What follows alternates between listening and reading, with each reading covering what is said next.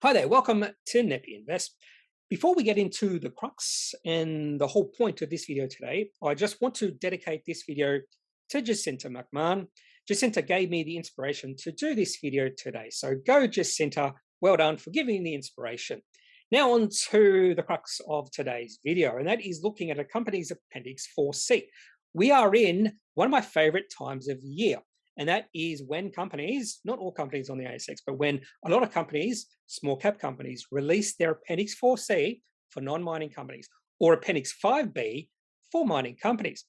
Now, in the first 3 weeks of the month, we won't see many of these reports released. And because there's not many, I tend to really focus on these particular reports that are released. So it is advantageous for companies to release their Appendix 4C or 5B as soon as possible. Unless it's really bad, then you probably want to wait to the last minute to release it with all the other companies that are releasing their bad quarterly cash flow report. Anyway, Xref, the focus of today's video, tends to release their Appendix 4C quite early. In fact, they tend to be one of the first, if not the first company to release their quarterly cash flow report. For the March quarter for financial year 22, they were not the first company. They were the second company, but they were only beaten by a few hours by that second or that first company. And that first company was a company you probably may not have heard of. It was called AdAlta Limited with a ticker code 1AD. And interestingly enough, funnily enough, coincidentally enough, the ticker code 1AD is probably the first company if you listed all the companies on the ASX by order, starting with the numbers. So 1AD is probably the first company on the ASX if you rank them in order with numbers coming first. I find that amusing. They're probably the first company in the ASX, and they're also the first company to release Appendix 4C. They released their quarterly cash flow report at 8:43 a.m. and Xref released theirs at 11:42 a.m. Now, this is straight from CommSec. I just filtered down to those companies who released Appendix 4C, but as it does include a few companies that did not release Appendix 4C, including OpenPay and CV Check, they just released an update to the quarter and no Appendix 4C within those reports. But right at this point in time, we've had 4 companies, 5 companies who have released their Appendix 4C as I'm recording this video at 10:20 a.m., which is just 20 minutes after the markets have opened, including AdAlta, Xref, Sincera, and just recently Comply Fintech and Duxton Water. So the focus of today's video will be on Xref. I'll do a separate video on Comply Fintech. I won't do a video on Sincera. They are sort of like a shell company. They sold out of their original business. Now they're looking for opportunities. And more than likely, I won't do a video on Duxton Water because they were not operational cash flow positive for this quarter. Comply Fintech was. So look out for that video in the next 3 to 4 days. Now onto Xref. This is a human resource recruitment technology company. Won't get into exactly what they do, but they were founded in 2011 and then listed on the ASX in February 2016. So this company has been around for quite a while. We're talking about 6 years. The CEO and co-founder is Lee Martin Seymour. He has a 17.1% holding. So there is a little bit of skin in the game. That is one thing I am looking for, skin in the game. I want co-founders or founders to have a position in the company I'm investing in, because that is a good sign that these CEOs, these founders will work hard for this company to be successful in the long run. You could say their interests are aligned with my interests as well.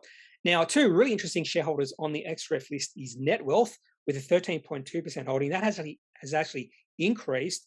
And Australian Ethical Investments, they have a 7% holding. I think that's decreased over the past 6 months.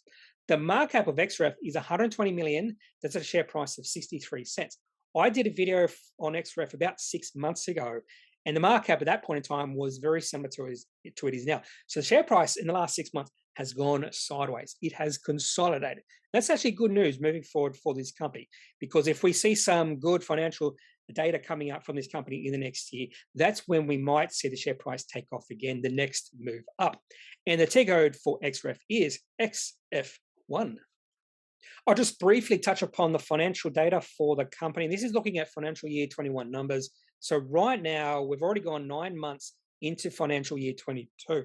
The only reason I look at this is just to compare some of the cash receipts to the revenue we had in the last financial year, because we did see pretty good growth the last financial year. In fact, revenue grew by over 50% from 8 million to 12.6 million. The company was also operational cash flow positive and profitable. They had net cash of 1.5 million, but that did include $5 million of debt. I would probably prefer this company not to be in debt, but they do have more cash than debt right now.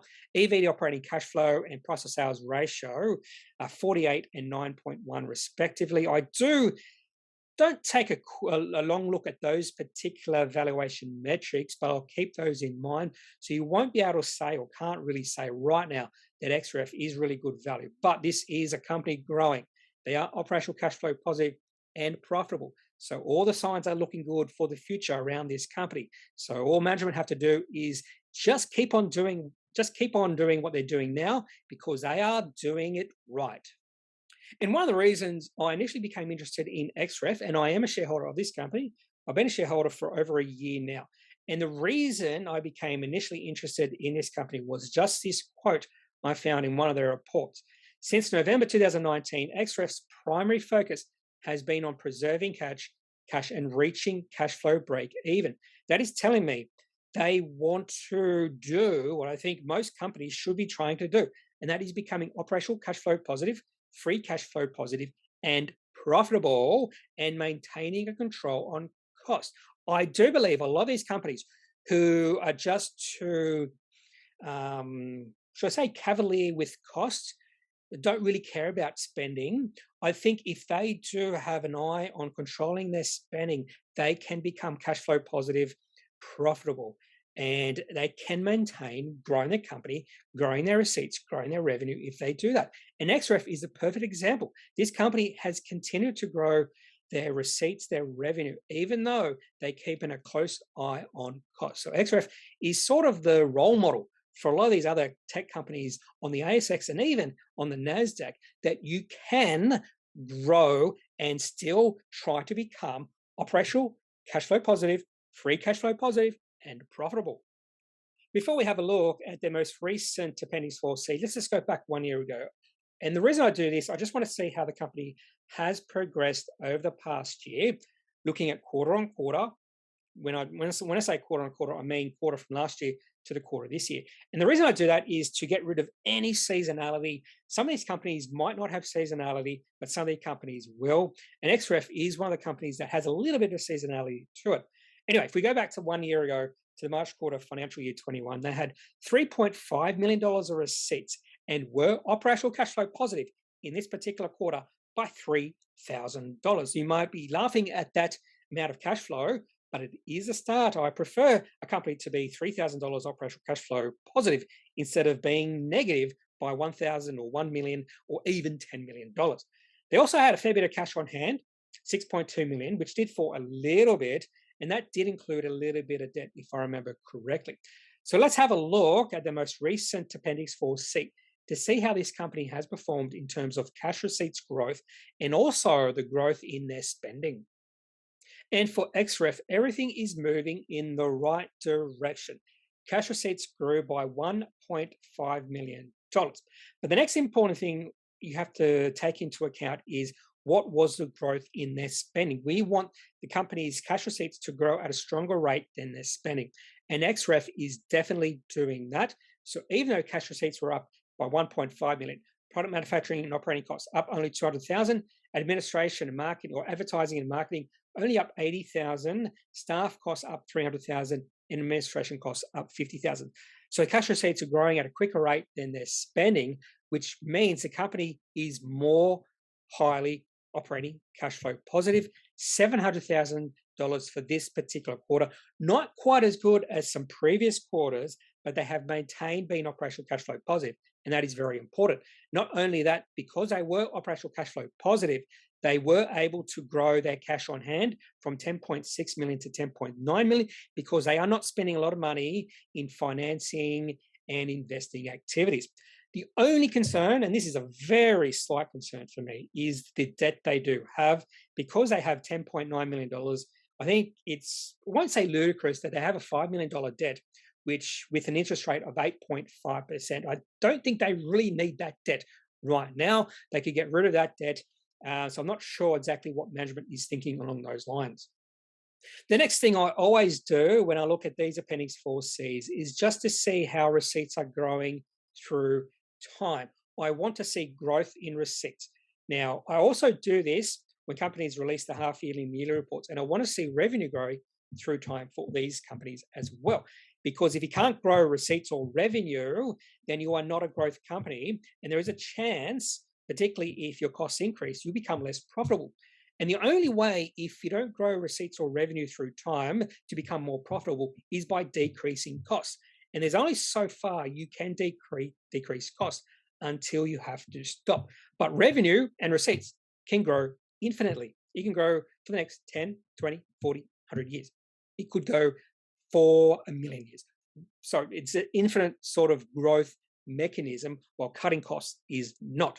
So I want to see receipts growing up through time, or going up through time. And we definitely have that with Xref. In fact, when I first started following this company, when they listed on the ASX, this company only had $460,000 of receipts, and now we're up to 4.9 million. So that is a 100-fold increase in receipts over a 6-year period. If you calculate the compound quarterly growth rate in receipts, you get 10.4%. That's per quarter, not per year. So that's the sort of thing I want to see in growth. Now, also notice it can be a little bit lumpy here.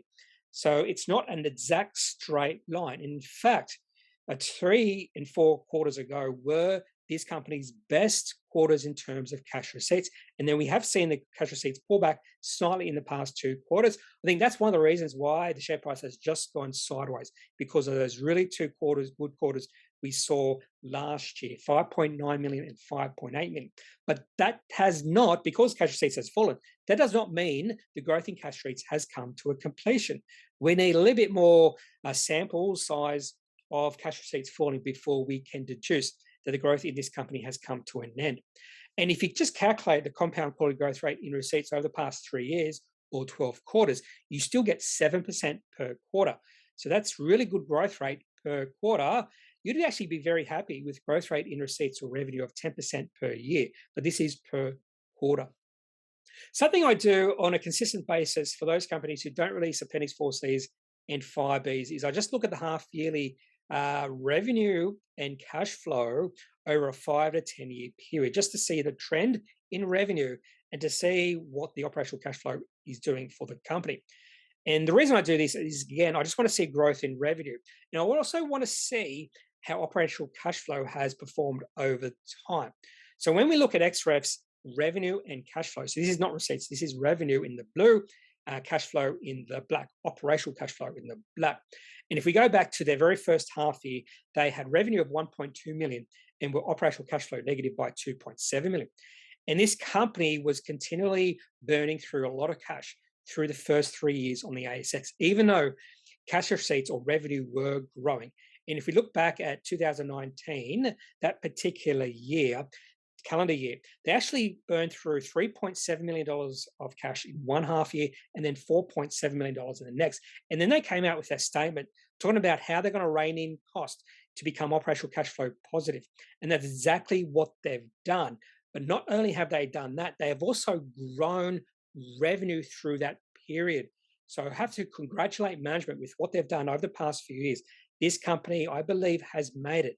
They have become consistently operational cash flow positive. We've seen that now in the last 2.5 years, and they've continued to grow revenue through that time. So this company is actually looking more interesting as we talk. And if we see a really good, say, June quarter, even September quarter, I think we will see the share price eventually take off out of this consolidation period we've seen over the past 6 months. Now on to some technicals, looking at the chart, and this is the weekly chart going back to around about 2018 and 19. And during that period, the share price was under pressure. So this is probably one of the reasons why management decided to focus on reining in costs and focus more on becoming operational cash flow positive and profitable, because the share price fell from about 70 cents all the way down to just above 7 cents in a few years. And then things turned around when they made that announcement or that comment about reining in costs becoming operational cash flow positive, that's when I became interested in this company. And the share price has taken off since then. It's almost become a 10-bagger, increasing from that low of about 7 cents to a high of 80 cents about 3 or 4 months ago. Now, there's a definite uptrend, long-term uptrend. The share price is well above that long-term uptrend. That's a solid sloping upwards line. I've also put in 2 horizontal dashed lines, which is good support levels for this company. So the most recent one was 50 cents, and we actually did see the share price reach 50 cents a few weeks ago and then bounce off it quite well. In fact, the share price went from 50 cents back to 70 cents in a few weeks. So the share price is moving up. Nice positive sentiment behind this company. Good financial numbers from this company. There's not a lot not to dislike about Xref right now. And that's one of the reasons I am a shareholder of this company. That's all I have for this video on Xref, looking at their Appendix 4C for the March quarter, financial year 22. If you have any questions about this company or any other companies on the ASX, I'd love to hear your opinion, your thoughts, your questions. So leave in the comment section of this video. Otherwise, that's it for this video. Probably the last thing I should mention is I am not a financial advisor. If you do need financial advice, make sure you seek out someone who is qualified and can speak to your own financial needs. That's it for this video. Have a great day. Bye.